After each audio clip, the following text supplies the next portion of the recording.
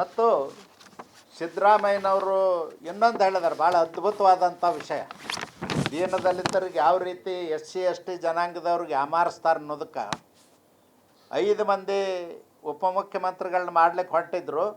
ನಾನು ಇಲ್ಲ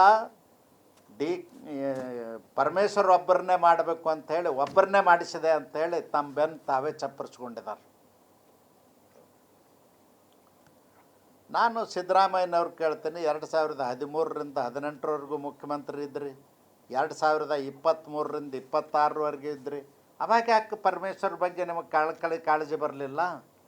ಅವಾಗ ಯಾಕೆ ಅವ್ರು ನಮ್ಮ ಉಪಮುಖ್ಯಮಂತ್ರಿ ಮಾಡಲಿಲ್ಲ? ಮತ್ತು ನಿಮ್ಮ ಜೊತೆಯಲ್ಲೇ ಇದ್ದವ್ರು, ನಿಮ್ಮ ಬೆಂಬಲಿಗರಾಗಿದ್ದವರು ಸತೀಶ್ ಜಾರಕಿಹೊಳಿ, MB ಪಾಟೀಲ್, KH ಮುನಿಯಪ್ಪ, ಜಮೀರ್ ಅಹ್ಮದ್ ಅವರು ಬಕಪಕ್ಷ ಹಂಗೆ ಕಾಯ್ತಾ ಇದ್ದರು, ನಮ್ಮ ಉಪಮುಖ್ಯಮಂತ್ರಿ ಮಾಡಿಸ್ತಾರೆ ಸಿದ್ದರಾಮಯ್ಯನವ್ರ. ಹಾಗಾದ್ರೆ 4 ಜನರಿಗೆ ಅನ್ಯಾಯ ಯಾಕೆ ಮಾಡಿದ್ರು ಅನ್ನೋದು ಹೇಳಬೇಕಲ್ಲ. ಅವರು ಆಗ್ತಿದ್ರು ಉಪಮುಖ್ಯಮಂತ್ರಿ, ಅವ್ರಿಗೆ ಯಾಕೆ ಮಾಡಲಿಲ್ಲ? ಅದರ ಬಗ್ಗೆ ಸಿದ್ದರಾಮಯ್ಯನವ್ರು ಉತ್ತರ ಕೊಡಬೇಕು. ಸಿದ್ದರಾಮಯ್ಯನವರು ಪರಮೇಶ್ವರನ ಮುಖ್ಯಮಂತ್ರಿ ಮಾಡೋದಲ್ಲ. 2018 ಚುನಾವಣೆ ಒಳಗೆ ಮುಖ್ಯಮಂತ್ರಿ ಸ್ಥಾನಕ್ಕೆ ಪೈಪೋಟಿ ಆಗ್ತಾರಂತೇಳಿ ಪರಮೇಶ್ವರನ ಸೋಲಿಸಿದವ್ರು ಯಾರು? ಸಿದ್ದರಾಮಯ್ಯನವರು. ಖರ್ಗೆ ಅವರು ಉತ್ತರ ಹೇಳಬೇಕು ಅದಕ್ಕೆ. ಅಧಿಕಾರ ಕಳ್ಕೊಂಡ ಮೇಲೆ ಒಳ ಮೀಸಲಾತಿ ಮಾಡಲಿಲ್ಲ, ಅನ್ಯಾಯ ಆಗಿದೆ, ಅದನ್ನು ಸರಿಪಡಿಸ್ಬೇಕಂತಾರ. DK ಶಿವಕುಮಾರ್ಗೆ ಹೇಳಿ ಮಾಡಿಸ್ತೀನಿ ಅಂತಾರ.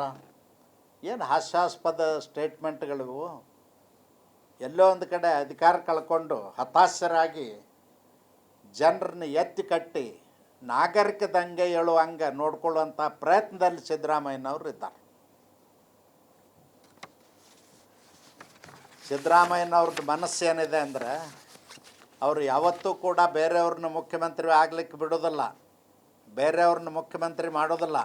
ಅದಕ್ಕಾಗಿ ಅವ್ರ ಮಗನಿಗೆ ತಂದು ಕೂಡಿಸಿದಾರ ಮತ್ತು ವಿಧಾನ ಪರಿಷತ್ನಲ್ಲಿ ನಾಯಕನ ಕೂಡ ಮಾಡಿದ್ದಾರೆ.